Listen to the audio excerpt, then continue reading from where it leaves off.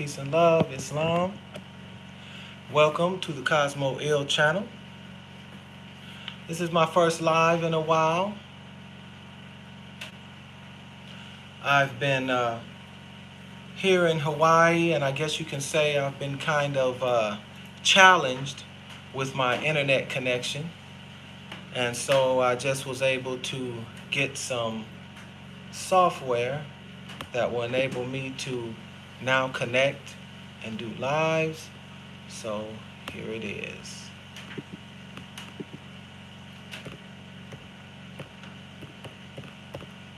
I'll hold on for a minute, let people connect.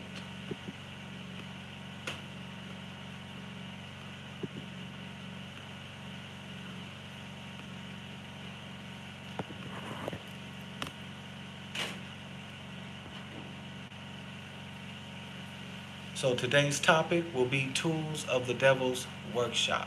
We're going to be going into that. Let's see if I can get set up here.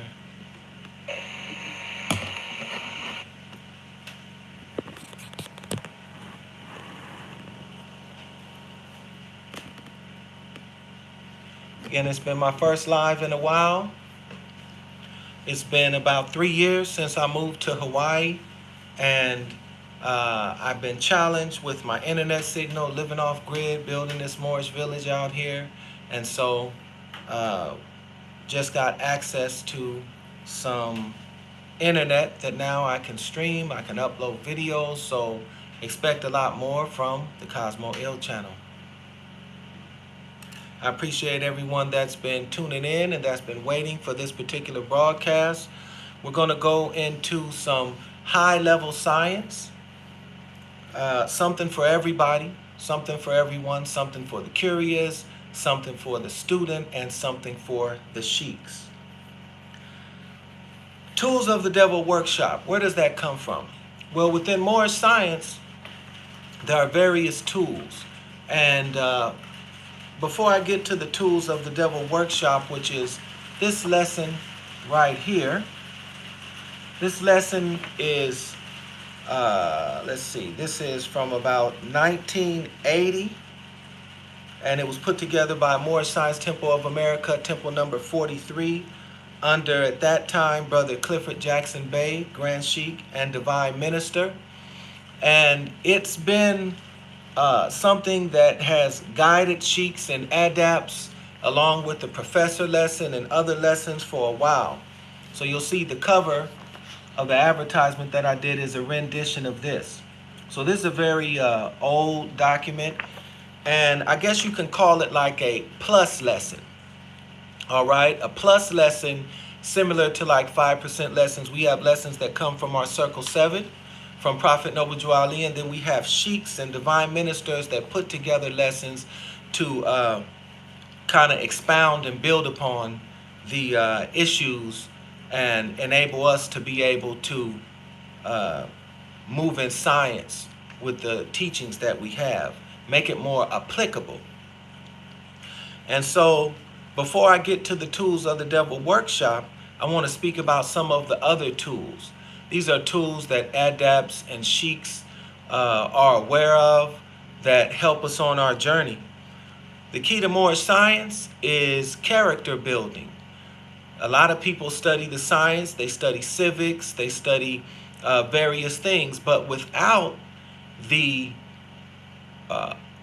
knowledge of the higher self and the lower self, without the good character, then the only thing that you can build is a society based on what you came from.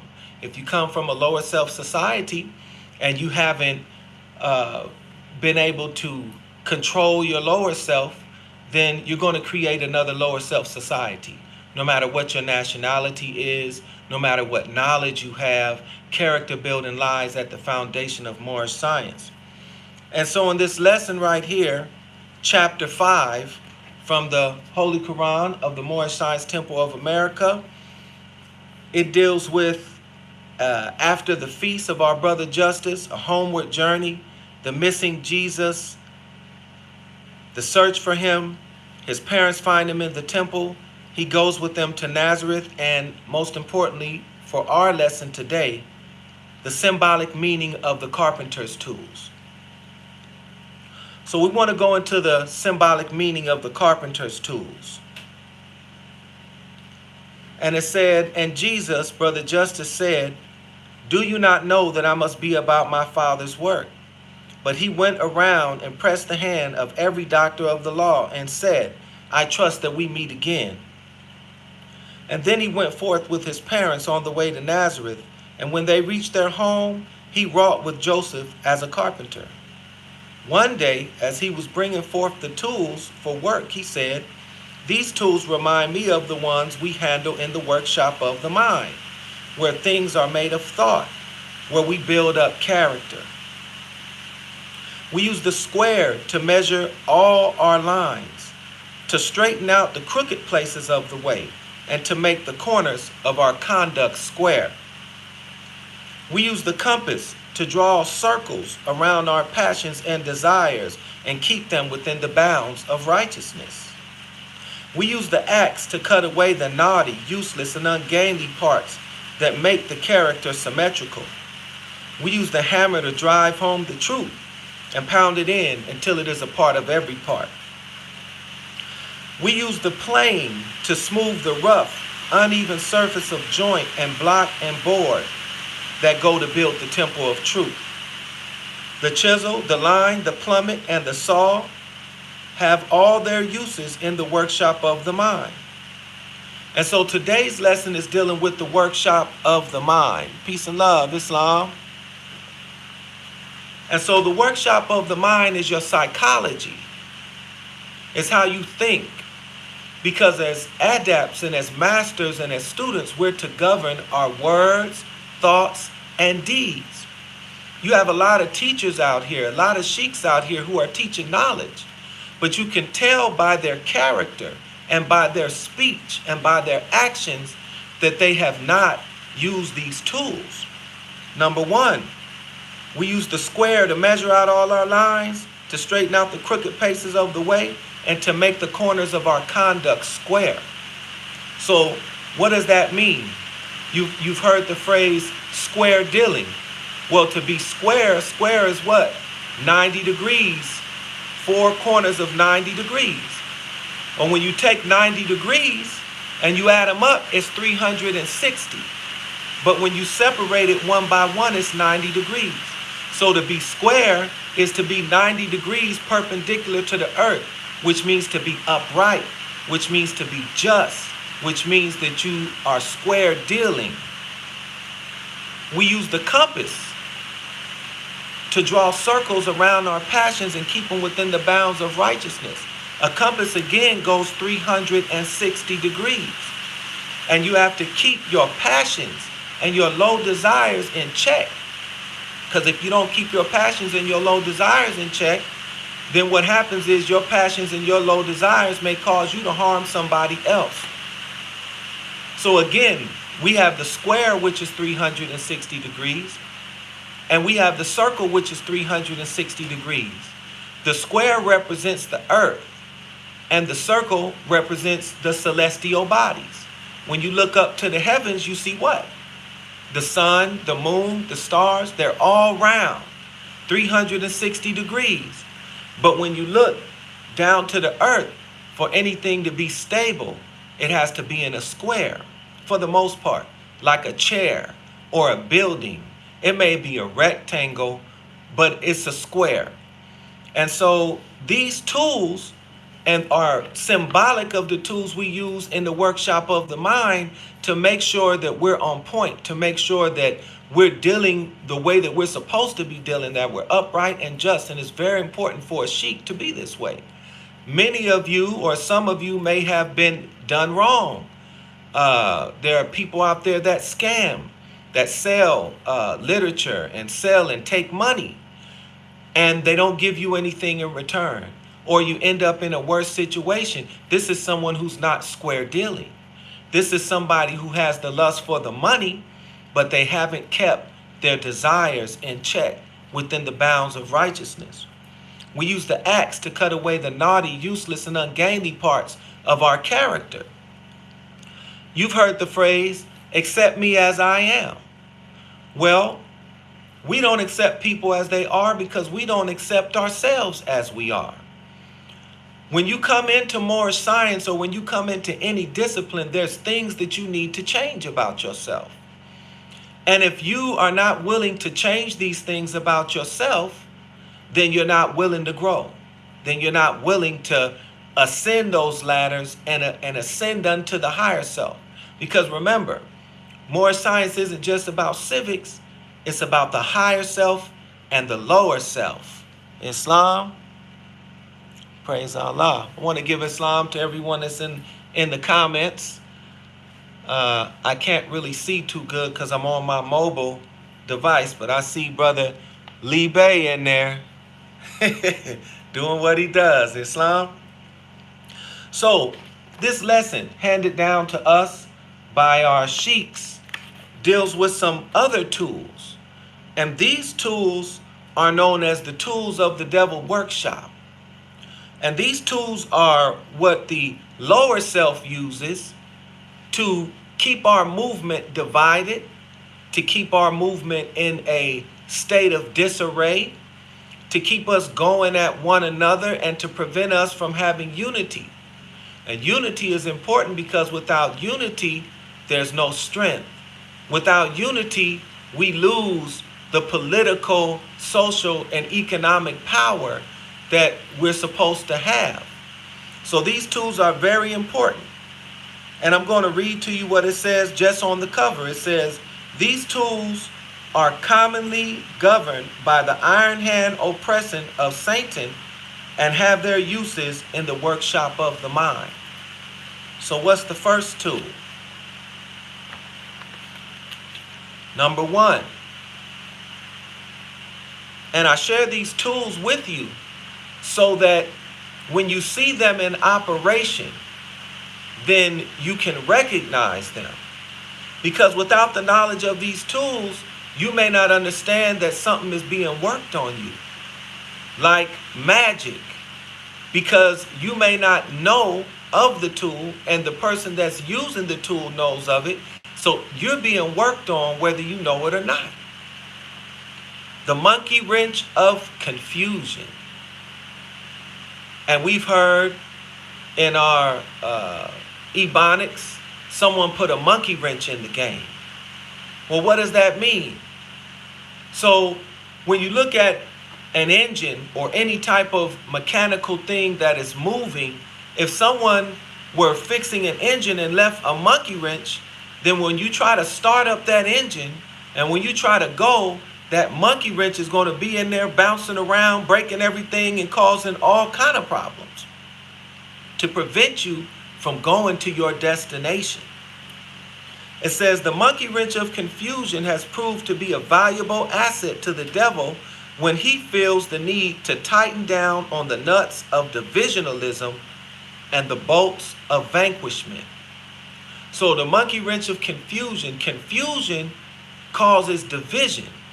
And there's a lot of confusion out there. You'll see one person saying this, another person saying that. And so when people want to find out what the truth is, it's hard for them to understand what the truth is because there's so much confusion. So this tool is very important. It tightens down on the nuts of divisionalism. So when you wonder why there's division inside of the movement, it's because someone's using this monkey wrench of confusion. Islam. Someone said dirty Moors that's in the movement since 1929. Islam. Dirty Moors. Instead of using the higher self tools, the tools such as the axe to cut away the naughty, useless, and ungainly parts, instead of using the square to be square dealing, instead of using the compass and keeping it within the bounds of righteousness, you have someone that uses confusion. Because if they can confuse a person before they actually get to where they're supposed to be trying to get, then they can veer them from the path. It says the monkey wrench of confusion is used to get a firm grip on man's ability to reason. And when you're confused, you can't reason. Reason is important because reason is science, deductive and inductive logic. So if someone can keep you confused by spreading a bunch of misinformation, then you'll never get to your destiny. You'll never get to your destination. It destroys man's ability, including women, to rationalize and to see the truth for themselves. That's the monkey wrench of confusion. This is being used every day. And I'll give you one example. There's a lot of information going around about Prophet Noble Jew Ali and how the Prophet was killed or how he passed. Now, it's nothing wrong with it in of itself. But we have to understand, when we look back in history and we hear from the different stories that people are telling about the Prophet, we know as Adepts and as Sheiks that man knows not by being told. If you're reading it, you're still being told by somebody else. You have the FBI files. You have what the Moors are saying. You have what the coroner is saying. And you have what people in the temple are saying. So if you listen to the FBI, then it was his own followers that killed him. Perhaps it's true, perhaps it's not. I don't know, because I wasn't there. But one thing I do know is that I don't trust the FBI files, because when I was coming up as a Moorish American, I was taught that he came out of prison when he went to jail, he came out beat up from the Roman forces. He came out beat up from the police when he was in jail. Now, that sounds like what we go through all the time. This is what I learned from Moors coming up. Still, I don't know, but man knows not by being told. But why would I listen to the FBI files when the FBI could be covering their own self? Now, the coroner says that Prophet Noble Jew Ali died from pneumonia. So we have conflicting reasons. And when there's conflicting reasons, that's a doubtful matter. But sometimes we dive into these doubtful matters like it's the truth. How many of you remember Dr. Sebi, the healer who cured AIDS and cured all kind of diseases? But when he was locked up, I believe it was in Mexico or one of those countries where he was traveling, they said he died of pneumonia. See, this is the irony of the Illuminati when they take our leaders, because they want to discredit the fact that Dr. Sebi was a healer. They say he died of pneumonia and he's no longer here to defend himself. Just like the Prophet Noble Jew Ali, he brought medicine too. He brought healing oils and tea too. So the coroner, in order to discredit Prophet Noble Jew Ali's healing, said he died of pneumonia. The police said that his own followers beat him up. But the Moors said that he came out of jail beat up by the police. Now, why do I say these things? One of the sisters said that he just came and laid his head on her lap and went home. Now, one thing I know for sure, I don't know which one of those are true, because man knows not by being told. But what I can tell you is something that our prophet taught us. While everyone is diving into the matters and using the monkey wrench of confusion to keep us divided and to keep us going at one another's throat and accusing this temple and accusing that temple, most of the people aren't even here anymore, but are calling temples the murderers of Noble Jew Ali. See, that's how they keep us divided. That's how they keep us going at each other's throats. But what does our prophet teach us about his death? Because the prophet taught us something about his death before he passed away. What did he teach us? We're going to go to chapter 2. Education of Mary, Elizabeth in Zone, Egypt. Chapter 2. What does the prophet say about his own death and other deaths? Let me get here.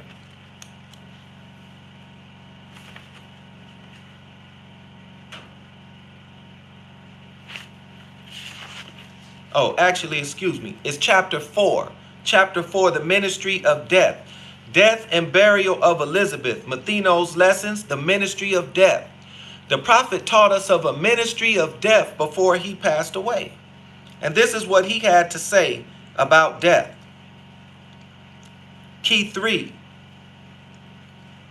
Well, let me start in key 2. And John was deeply grieved. He wept, Matheno said. It is not well to weep because of death. We have Moors out here weeping at the death of the prophet, accusing this person, accusing that person, crying for the prophet. But what did Noble Jew Ali say? Key 3.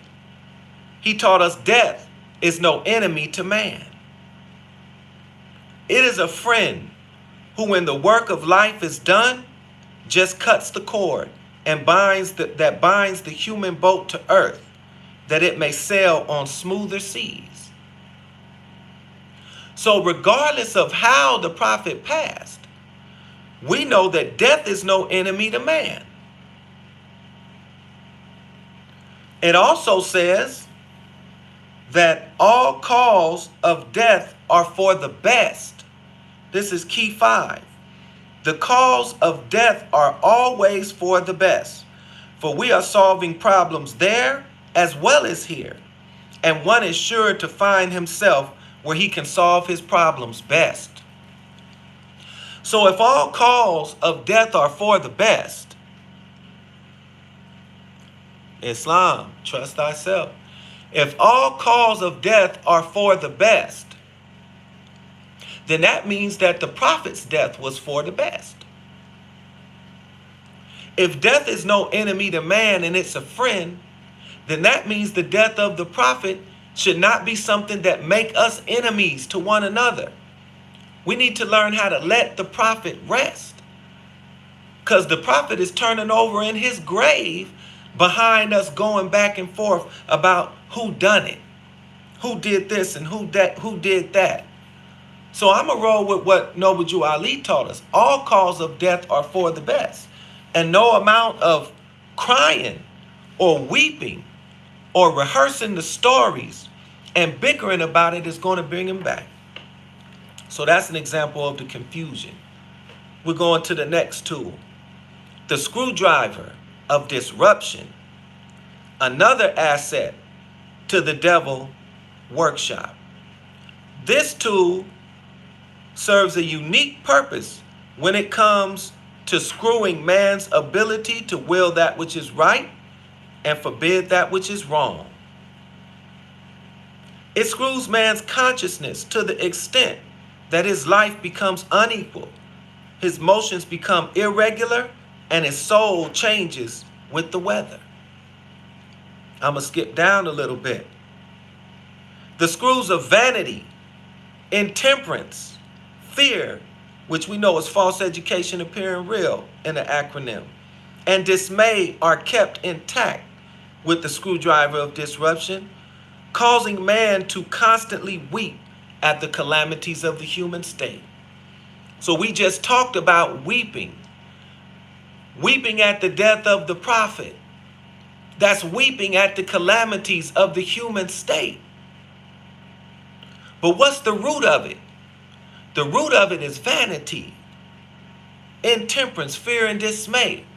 In our lessons, we're taught that vanity is beyond them all. Vanity is the ego.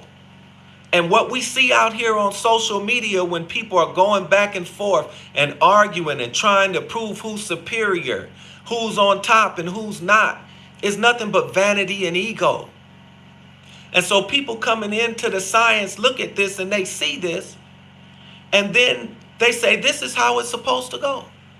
So you have somebody who's been in Moorish science or joined a temple or a study group or whatever, who is just now getting the knowledge, arguing with somebody who's been there 20, 30 years.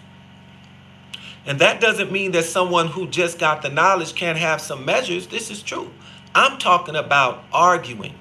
I'm talking about being disrespectful. I'm talking about not using the tools to govern our actions, words, and deeds.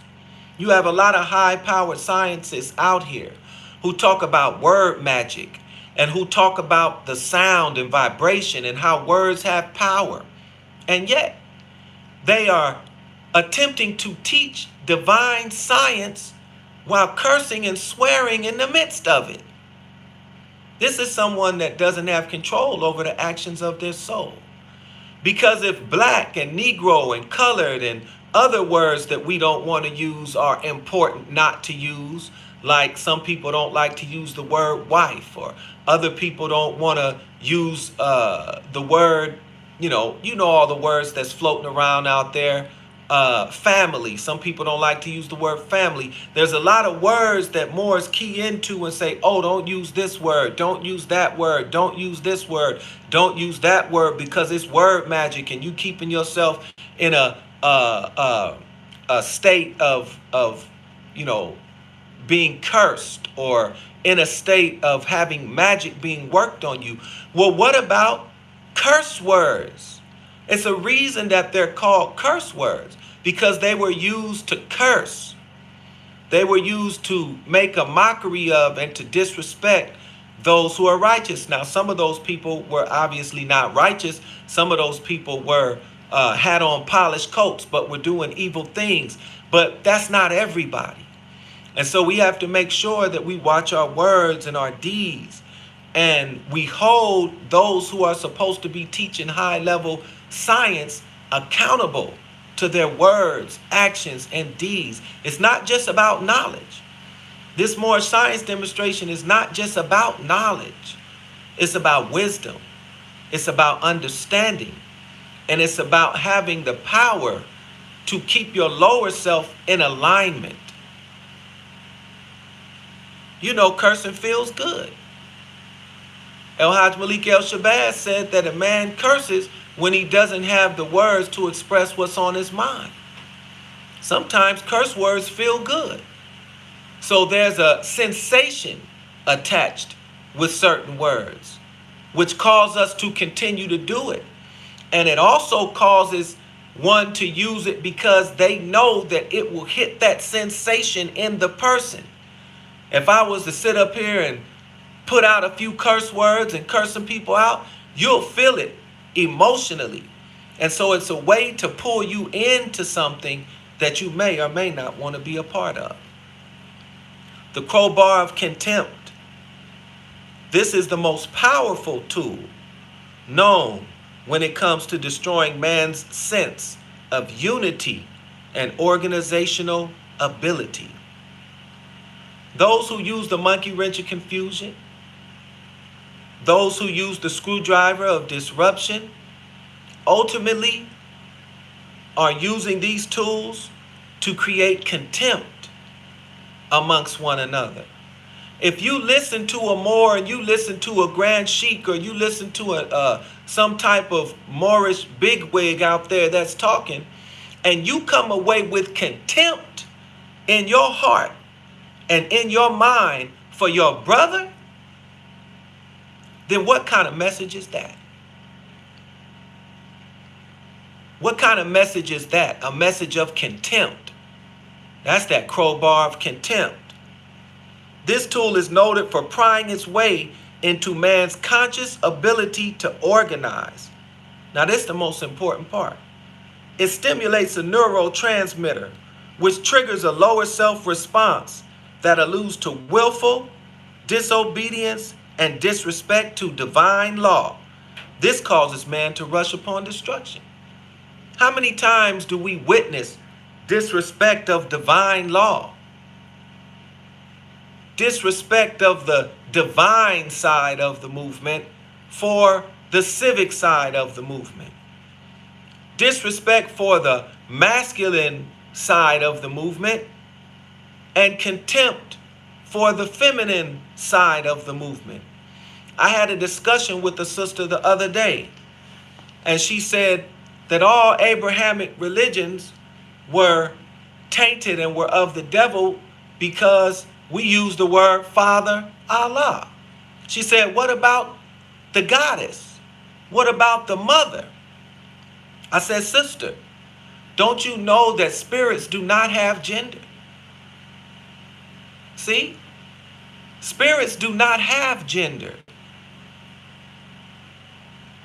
and that the mother and the father were one. The Most High is one, and these are two different aspects, symbolic aspects of understanding the divine. The nurturing mother side of the movement, the nurturing of the Most High, whereas the Father symbolically represents the protective side of the Most High. But it's one Most High.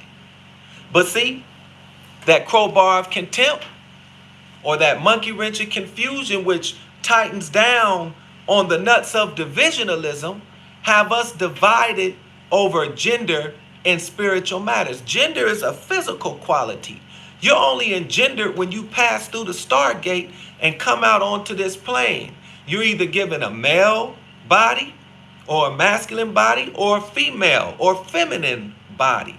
But before that, your soul didn't have a body. And when you leave this body, your soul won't have a body. So it won't have gender. Your spirit won't have a body because it won't have gender. It's a thought of Allah. So the same way that they divide the masculine from the feminine, they divide the civic from the divine. Now, this is important to understand because that's European Roman tradition. Because in their world, the church is separate from the state. The divine is separate from the civil law. But in the East and in Muslim law, the divine is not separated from the civil law. The divine is not separated from the civic law. They're one and the same. But we get tricked into being divided over this, and then we can't come together to do anything. You have one on this side talking about it's not about religion, and then you have one on this side talking about, well, it's not about civics. Those are two different polar opposites of the same linear or circular, well, linear because we're talking about polar, linear concept. The concept is not linear. It's 360 degrees and it's in cycles. And there's a place for each one along that journey within that circle, within that cycle.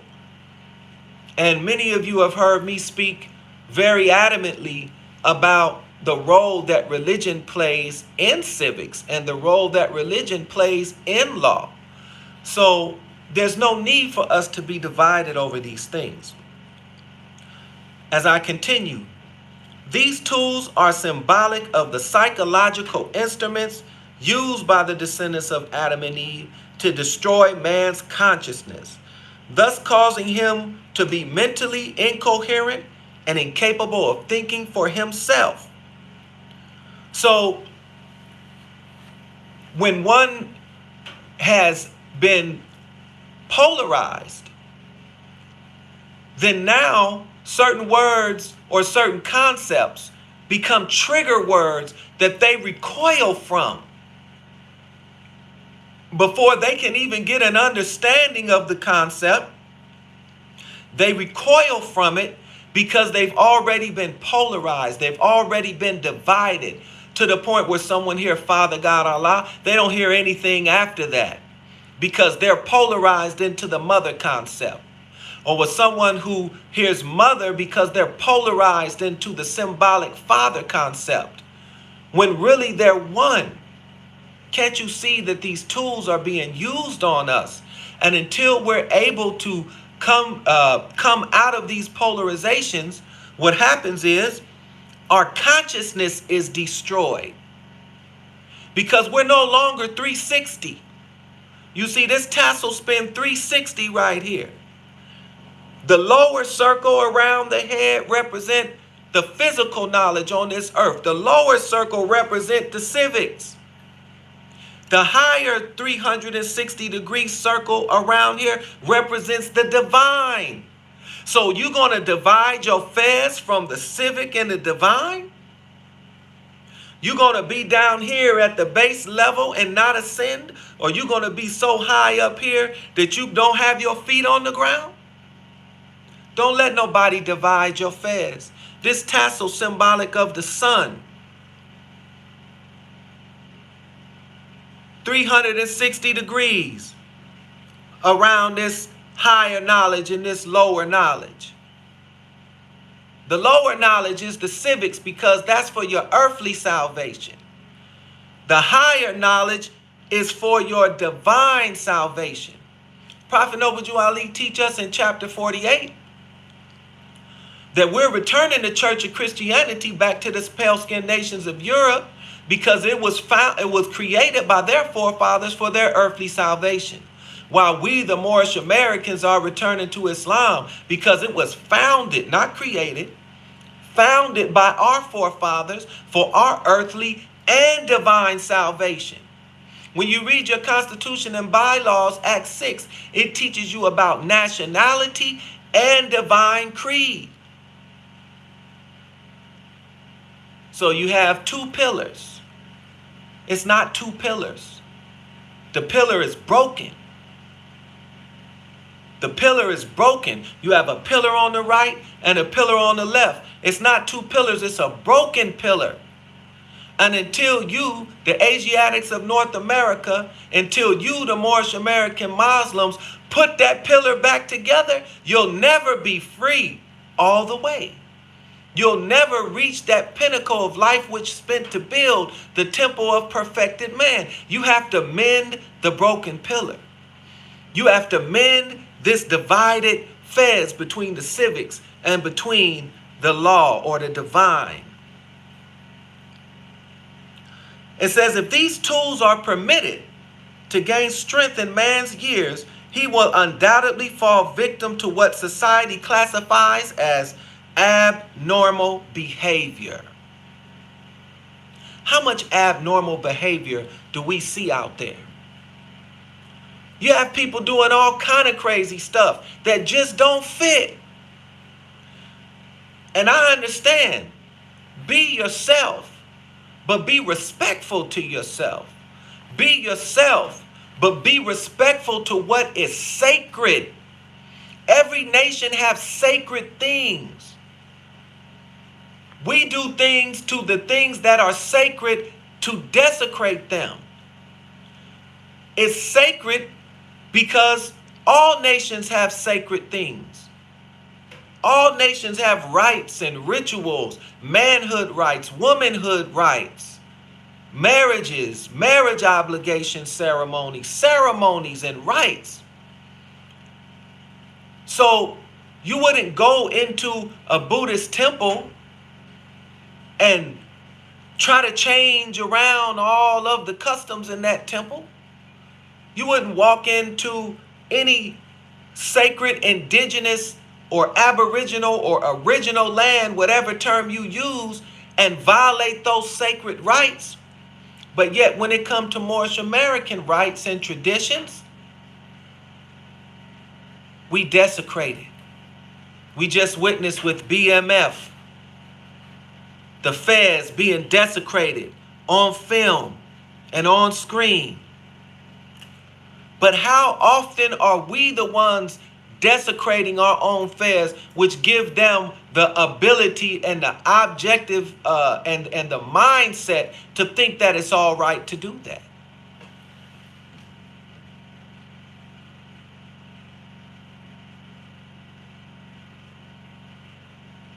Islam.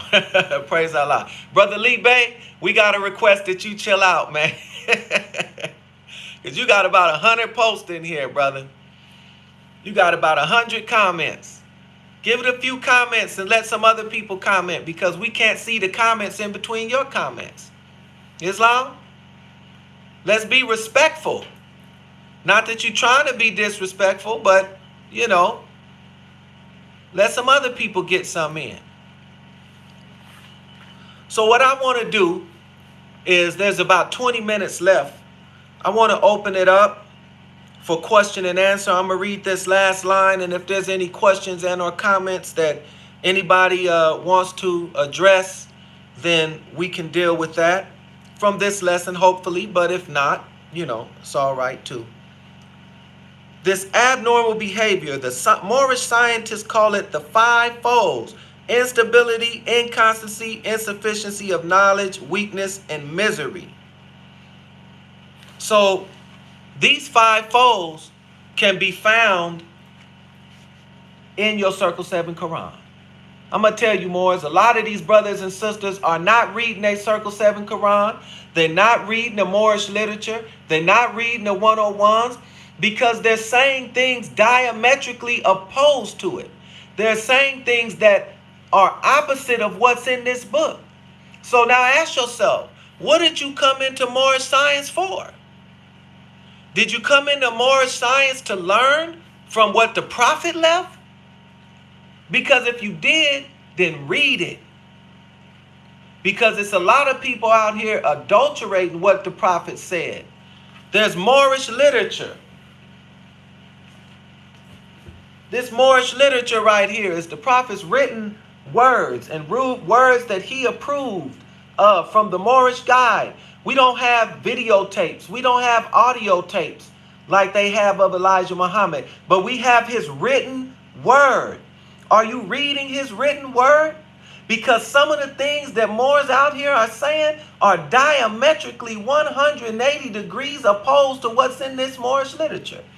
It's 180 degrees opposed to what's in this Circle 7 Quran. I'm not even going to talk about the 101s. You have people that say, we're Moroccans, not Moorish Americans. Well, let me get out the 101s for you. And I'm not saying this to combat anybody. I'm saying this to clear up. There's a question in here. And it says, a few questions. Key 12. What is your nationality? Moorish American. First of all, what is his nationality? Speaking of Prophet Noble Ali, Moorish American. What is your nationality? Moorish American. Why are we Moorish Americans? Because we are descendants of Moroccans and born in America. So we're descendants of Moroccans. We're not Moroccans. We're Moorish American. But you have people that'll say, we're Moroccans. Prophet said we're Moroccans. No, the Prophet did not say that. He said we're Moorish Americans and that we're descendants of Moroccans. Even if you wanted to say that we're Moroccans, you can't say we're not Moorish Americans unless you're going against the Prophet. See? You have people out there that are going against what the Prophet said as if they know better, when nobody would know anything about this to the degree of which we do know if the Prophet wouldn't establish what he established. That's that monkey wrench of confusion. That's that crowbar of contempt. That's that screwdriver of disruption. These are the tools of the devil workshop. If you go to a build with the Moor and you walk away confused, that's the monkey wrench of confusion. If you go to a build with the Moor and you walk away feeling contempt in your heart, that's that crowbar of contempt. If you go to a build and you hear more and you walk away with thoughts of divisionalism in your heart and your mind, that's that screwdriver of disruption. See, they don't want you to know about these tools. They don't want you to know about these tools because then you'll be able to read what you're really getting. You should walk away feeling uplifted. You should walk away feeling charged. You should walk away feeling inspired. You should walk away ready to uplift all of humanity. Not spew hate and fight your brother. Not talk down. Not feel superior. Not have a superiority complex over your brother and your sister because you got a little knowledge. We have to start holding our leaders accountable. We have to start holding our leaders accountable for what they're doing to the minds of the people that are just trying to come in and learn Moorish science. They're just trying to come in and learn how to deal with their higher self and their lower self. They're trying to learn how to ascend on the 12-step ladder to reach the pinnacle of that which life is meant to build, the temple of perfected man. They don't want you to know that you can be perfect because they're imperfect. They don't want you to know that you can be perfect. So they hold you down and they weigh you down. No, we can be perfect. But they don't want you to know that. They want you to think that anything goes. Well, I'm here to tell you, anything doesn't go. And if you're somewhere where anything goes, then you're in the wrong place, Islam. So I'll open it for questions and answers. I can see I got to get close to the screen. That's the problem. Moors want to think they know more than anyone else. Read Noble Drew Ali's works. Islam. That's true, my brother, because a lot of the things that people are saying out there, if they read the works, they have right access to the prophet's words. And they would be able to now measure whether what they're being taught is on point or not. But this is how we do. It sounds good. If it sounds good, we take it. So we talk about dogma. But now the civics, everything's become dogma. Because at least in the Christian church, the preacher will tell you, study to show yourself approved. Read the Bible to make sure I'm teaching you the Bible right. We don't even read the Circle 7 Quran to make sure people teaching us right. See, you might be just getting duped by the mere ideas of men. So who you in it to follow? The prophet or somebody else? So we got about 13 minutes left. Are there any more questions, comments, any things of that nature that anyone wants to add? Because I know it's my live. And again, I haven't been doing a live because I've been challenged out here off grid for 3 years building this Moorish American village. Is the retreat side of it is open right now. You all Moors can go to a hip camp, Sacred Mountain, and you can see some of the cabins and the rooms that we have available. For those watching that aren't familiar with Brother Cosmo Ill and are new to the channel, you can go to Amazon.com and see some of the books that I have written on various subjects. I've written books, a book called The Secrets of the Fez that deals with the Fez. Moors, What They Didn't Teach You in Black History class. Higher Self, Lower Self. If you're interested in higher self, lower self teachings, you can find this at Amazon.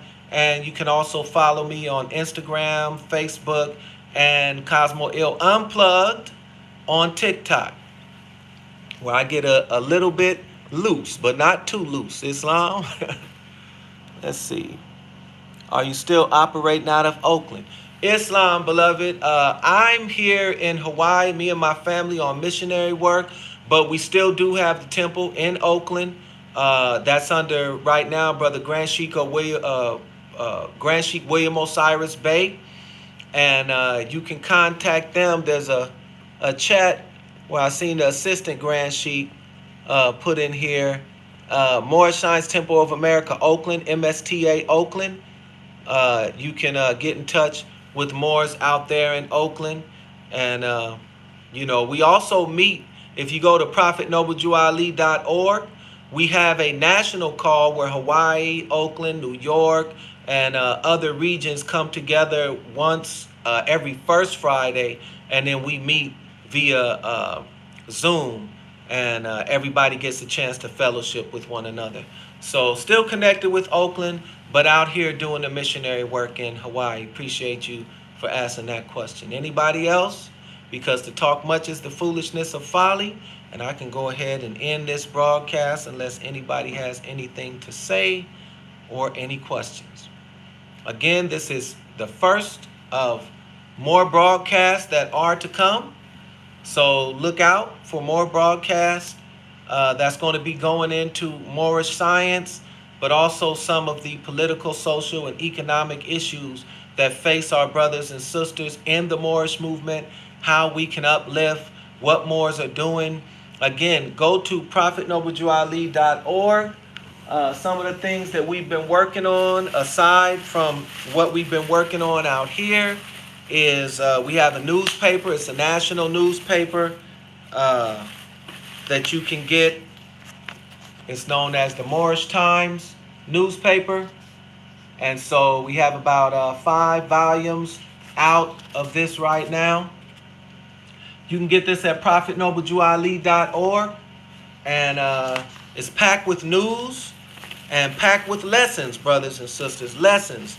This is the extension of the Moorish guide of Prophet Noble Jew Ali, who said that the media, news or newspapers is our greatest weapon against misinformation about our movement. And so we're following the Prophet's footsteps and putting out that newspaper. Take advantage of it. Again, prophetnoblejuali.org under products. You can also order Circle 7's 101 questions. And if you don't have Moorish literature, because again, this is Prophet Noble Jew Ali's words. This is his words, or words that he approved to be printed in the Moorish guide. And so if you don't have this Moorish literature, you should get it, so you can hear the Prophet's voice over everyone else's. And so I'm going to go going once, going twice. Any questions and or comments? Let me scroll down to see if anyone put anything in here. Because Brother Lee Bay, boy, he... yeah, he got it sold up in here. So, all right, praise Allah. Islam brothers and sisters, I appreciate you all tuning in. Share this video. Share this video. Like, comment after it's over. And spread the word about this message, because it's time for us to heal. I share this information so that we can begin to heal, because all nations have to heal, even the European with the North and the South. They had so much blood, I think at least 1 million people killed, and they were able to come together and put together a perfect union. We don't have that kind of blood. We don't have that kind of bad blood between us. Nowhere even close. So there's no reason that after the Prophet we should remain divided. Most of the players who cause division are not here. Though their temples are, the people in those temples have good hearts, many of them, and are seeking the same thing that other people are seeking in their temples. So with that, I leave you how I came in the humble words of peace. Islam, Islam, Islam. I trust that we meet again. Peace and love.